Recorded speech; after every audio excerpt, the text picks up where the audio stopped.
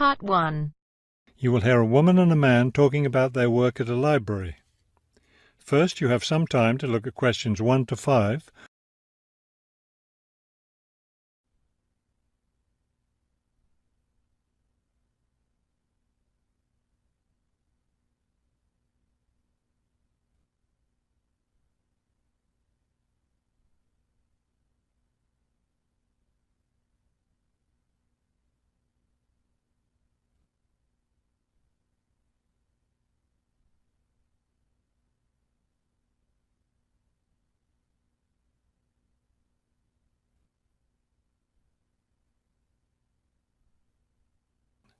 Now we shall begin.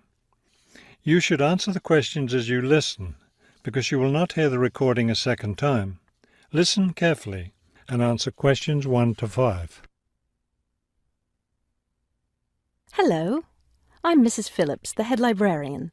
You're the new library assistant, aren't you? Yes, I'm Robert Haskell, but please call me Bob. All right, Bob. Let me take a few minutes to explain how the library works and what your duties will be.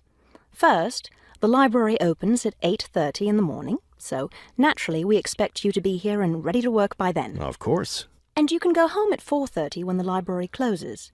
Now, let me explain where everything's kept. It looks like here on the ground floor is where the reference books are. Yes, that's right.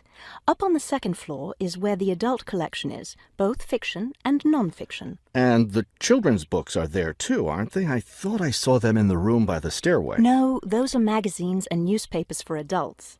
Children's books are up one more flight on the third floor. We'll take a look at them later. Let me show you how we organize our work. Do you see that brown book cart over there? The one by the door? Yes, that one. Those books have been checked in and need to go back on the shelves. Okay, so the brown book cart has books to reshelve. What about this black cart by the desk? Those books have torn pages or damaged covers. They're all books that need to be repaired. Okay, I know how to do a lot of that. I'm pretty good at mending torn pages and covers. That's great, because we really need help with that. And that white cart in the corner, what are those books for? Those are old books that we've taken off the shelves to make room for new ones. We sell them as used books to raise money for the library. So they're all ready to sell? Yes, that's right. So now you know what to do with the books in the carts. Let's talk about our activities schedule. Before you hear the rest of the conversation, you have some time to look at questions 6 to 10.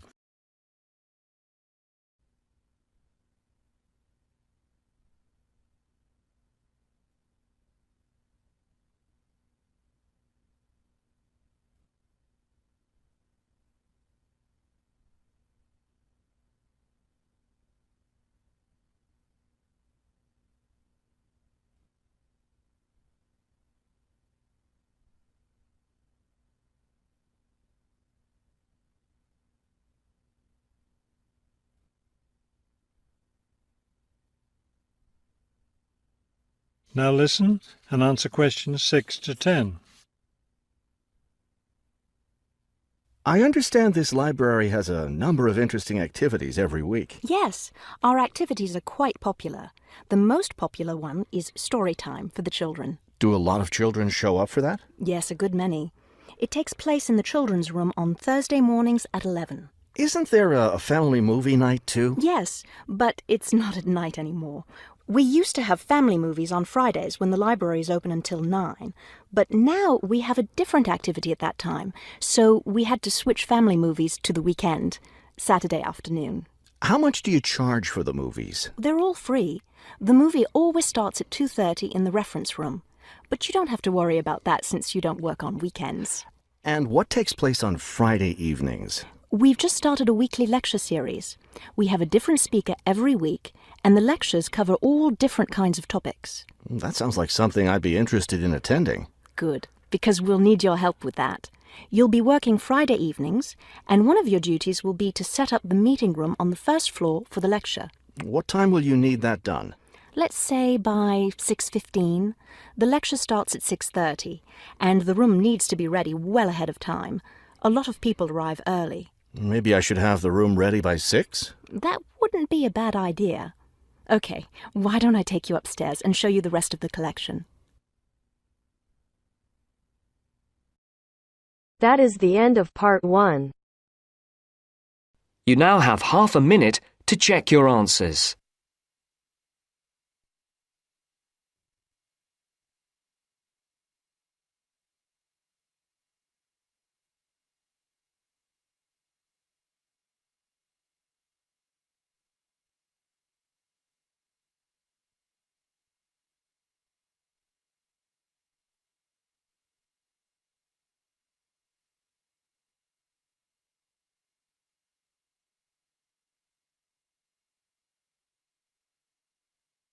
Now turns to part 2. Part 2. You'll hear 3 university students talking about a presentation which one of them has to give. First, you have some time to look at questions 21 to 24.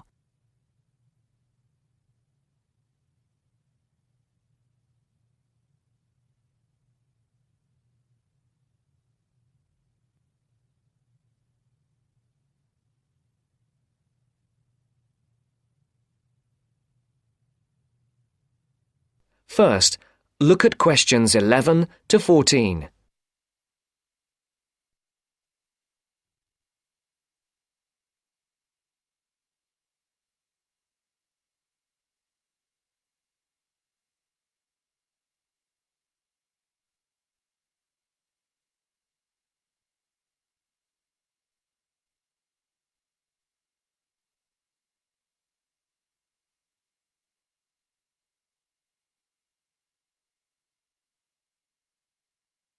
Listen carefully. Hi, Joe. Hi, Isabel. Hi, Paul.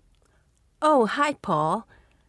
I've heard you've been stressing out about your presentation on art. I am. Are you still going to talk about the different types of art? Yes. Well, I was planning to, but there's so much stuff on the subject that I'm finding it difficult to put it all into one short presentation. Huh? I usually have the opposite problem. There's nothing worse than going blank, forgetting your words in front of a group of people. Well, the problem is that I don't know how to organize what I want to say in the presentation. Well, you know everything there is to know about the subject. It's just a question of selecting what you want to talk about. Well, there's a lot to discuss about the different periods in art. That's a good way to start. Then you can bring in how specific types of art were popular in each period. Yes, like how sculpture was popular in the classical period and paintings were popular in the Renaissance period. And how now a wide variety of media are used to create modern art. As long as you keep it concise, because it's a large area, there's so many periods and movements in art, and you don't want to just list them one by one. I agree. An explanation of the movements and periods in art wouldn't be too long. You're right. I need to just pick out some key points. Just mention the periods quickly so that I can move on to the real topic of the presentation. Yes, the variety of art, like sculpture, paintings, installations. I have an idea. Why don't you prepare a timeline to show to the class? That would be a nice visual, and it would focus your ideas so you don't get too sidetracked. Great idea. It would certainly cut down on time. Right then. Where are we? You'll begin with a very short introduction to the historical periods of art. Then, you'll talk about popular types of art within these periods. That's sorted. Maybe you could also mention some key works of art in each period, like the Venus de Milo statue or the Scream by Edvard Munch, and give some interesting facts on them. That's not a bad idea, because it does give people a frame of reference when I talk about specific kinds of art. After giving a historical context, I should really talk about different forms of art, shouldn't I? Yes, you should. After that, you can conclude with a question on what is considered to be art. Now, that would be really interesting. Yes, comparing the traditional views of art with modern views. Exactly. I think I'll have a collection of pictures, including famous pieces of art from classic to modern, project it on the wall, like the Mona Lisa and some pop art, and ask people whether they think it's art or not. Before the broadcast continues, look at questions 15 to 20.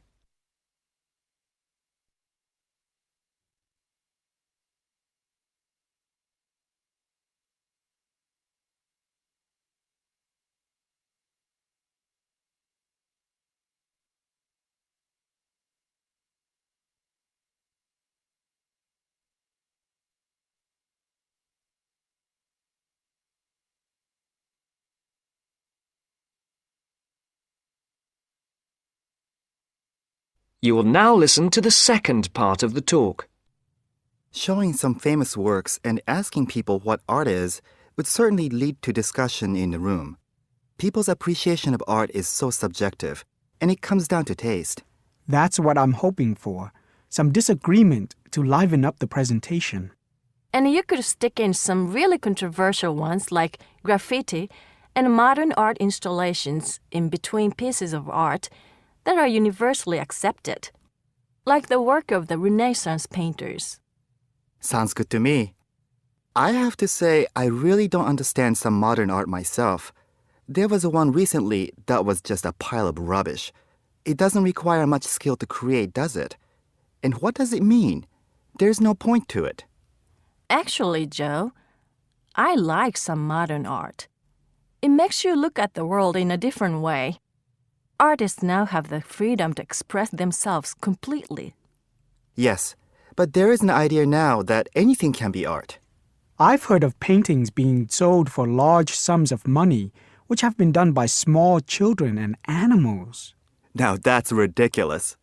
Oh, you could find one of those paintings and put it in your presentation, couldn't you, Paul? That would really be interesting. Well, Paul, what do you think? I like it. Just thinking. I'll need to do some more research to find pictures for the slideshow. Yes, we can help you, can't we, Joe? Of course. If you go to the fine art section of the library, I'm sure you'll find everything you need. Just ask the staff and they'll give you access to a slide bank of hundreds of famous works of art. And if you still can't find what you're looking for, use the library computers to go online. There are lots of images on the internet. Of course, you'll need to use a search engine like Google, but it's dead easy. Thanks, guys. I'm feeling much clearer about the project. Your ideas have been really useful. I think I should end with a quote of some kind by a famous artist. What do you think? That's a good idea. Now let's go to the library and see what they have. That is the end of part 2. You now have half a minute to check your answers.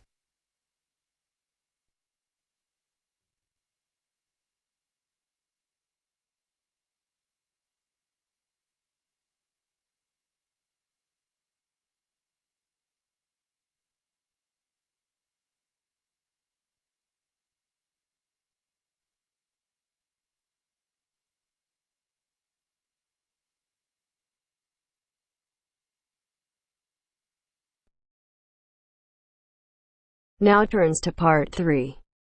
Part 3. You will hear a reporter talking on the radio about old racing cars. First, you have some time to look at questions 21 to 26.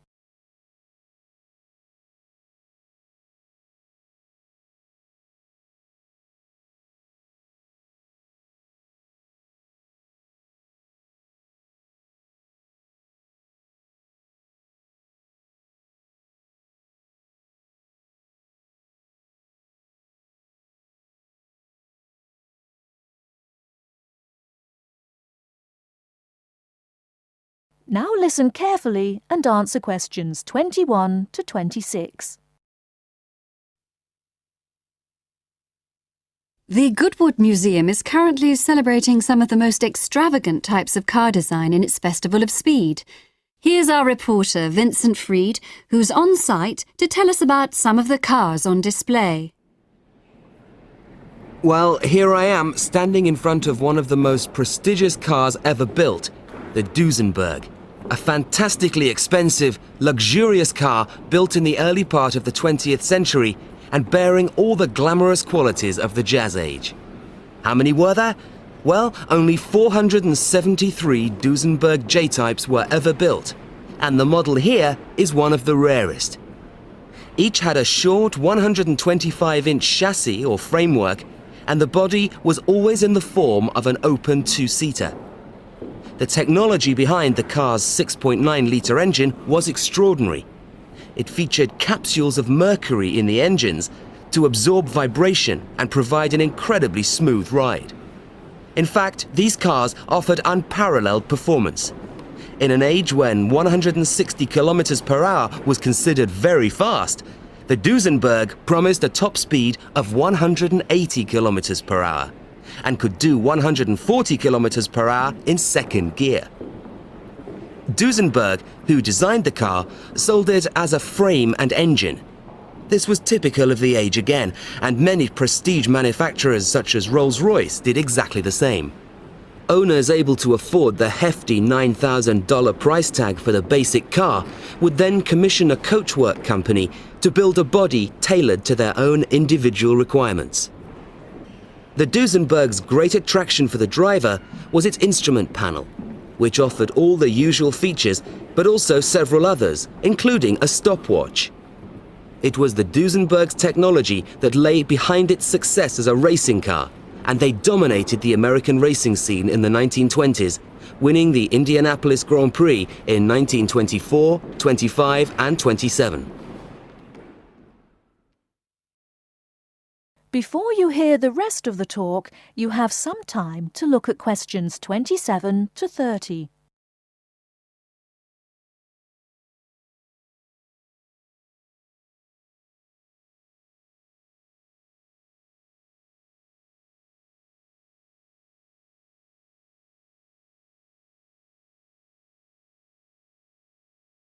Now listen and answer questions 27 to 30.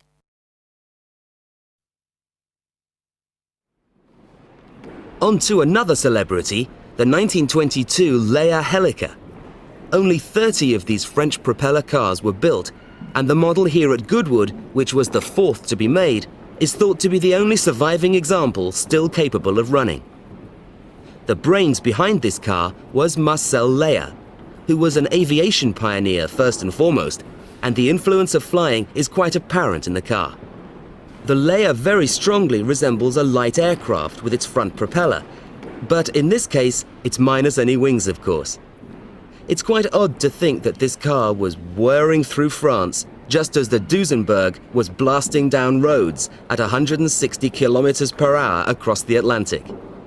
The Leias were used regularly in France in the 1920s and were even produced in saloon and van form, as well as two-seater. The Leia matched its propeller drive with its equally bizarre steering, which used the rear rather than the front wheels. But despite looking rather frail, it was a tough machine. In fact, when troops tried to steal it during the Second World War, the car's baffling design was clearly beyond the would-be thieves, and it ended up being driven into a tree, breaking the propeller. And now for the Firebird. This extraordinary car was first... That is the end of part 3. You now have half a minute to check your answers.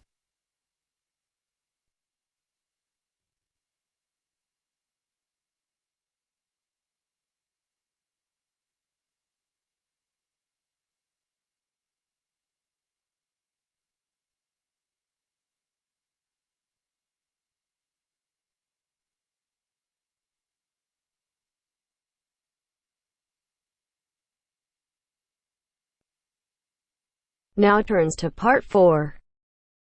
Part 4. You'll hear a man giving a lecture on nuclear fusion. First, you have some time to look at questions 31 to 33.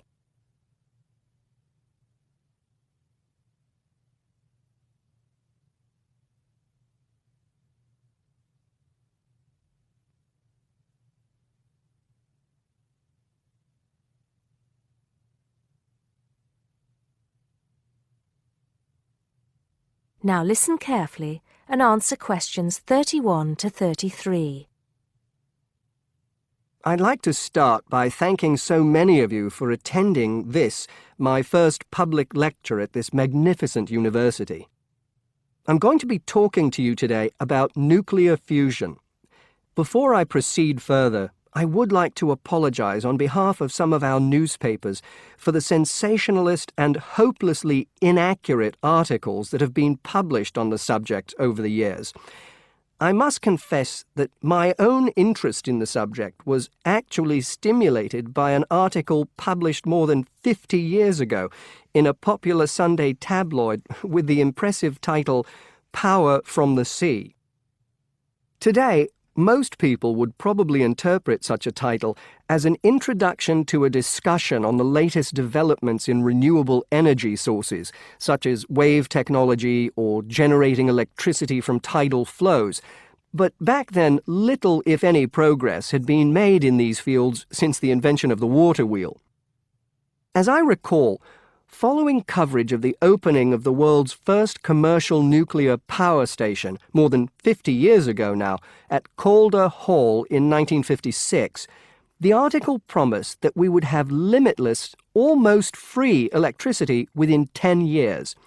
It claimed that we could do this using an isotope of water, deuterium, from the sea. This would be used in reactors to combine simple molecules of hydrogen to form helium, releasing energy in the process. Of course, this is different from the process of nuclear fission, which today's nuclear reactors use. I wouldn't like to say that the article I read as a boy was totally inaccurate. It's true that the concept of producing energy from nuclear fusion, essentially reproducing the reactions by which our sun and other stars produce energy, depends on fusing atoms of hydrogen, but the timescale suggested was hopelessly wrong. To this day, despite some very embarrassing false claims from scientists who should have known better, we have not been able to produce energy from nuclear fusion in a controllable way. Let me make clear what I mean by this statement, before some journalist in the audience gets hold of the wrong end of the stick. Yes, we have been able to fuse hydrogen atoms to produce helium and a release of energy, but the balance account has always been negative. We've always had to put more energy into the reaction than we've ever succeeded in getting out. We know the theory works, but we still do not know if we can get fusion to work for us and solve the problem of our energy needs. Before you hear the rest of the talk, you have some time to look at questions 34 to 40.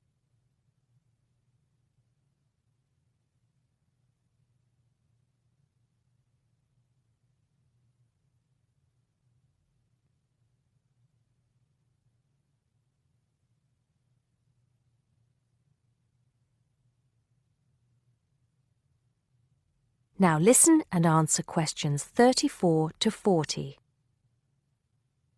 Here, I will briefly explain these problems before going on to give you a summary of the innovative ways being tested to overcome them. First of all, we have to try to understand the incredible physical conditions that exist inside a natural nuclear fusion reactor, such as the sun. To start with, we have to create temperatures never experienced on our planet. Indeed, if we had experienced the temperatures required, then our planet would never have formed. We have to generate temperatures of at least 100 million degrees Celsius in a carefully controlled environment before we can even hope to produce a fusion reaction. The problems are immense, but it can be done. Many of you will know that you can put your hand into a very hot oven and not get burnt, provided you do not touch any of the surfaces. I won't go into the reasons for this phenomenon here, but we are applying roughly the same principles in designs for fusion reactors. I think I can promise you that the heat will be confined to a very small area. The other major problem we have to find a solution to is pressure. The pressures in a massive body like the sun are vast, And this is what brings the hydrogen atoms into such close proximity to one another that they fuse into helium. We may not have to achieve the same pressures in a fusion reactor, but even so, it is a huge technological problem. What, then, makes me hopeful about the future of energy from nuclear fusion? Perhaps surprisingly, it is developments in laser technology. We can now use lasers to control the nuclear fuel pellets so that they remain suspended inside the reactor without touching the sides. Remember that these pellets are quite small, and because they contain atoms of deuterium and tritium, the two isotopic forms of hydrogen that can be used in these reactions, they are quite light. The lasers will also compress the fuel pellet to raise the pressure to that required to initiate the fusion reaction. Another, far more powerful laser will be used to heat the fuel pellet to the temperature required. This laser, if you like, will act as the trigger to start the reaction. Once started, it is hoped that the reaction will produce enough energy to maintain itself, and also that it will produce a surplus in the form of heat that can be used to produce the steam needed to drive turbines in order to generate the electricity the world needs. To give you some idea of how much energy we can produce, it has been calculated that just 1 kilogram of fusion fuel is capable of producing the same amount of energy as 10,000 tons of fossil fuel. I think you would agree that such an objective is worth working towards. I believe, and I am not alone in this, that nuclear fusion could supply the world's energy needs for centuries to come. That is the end of part 4. You now have half a minute to check your answers.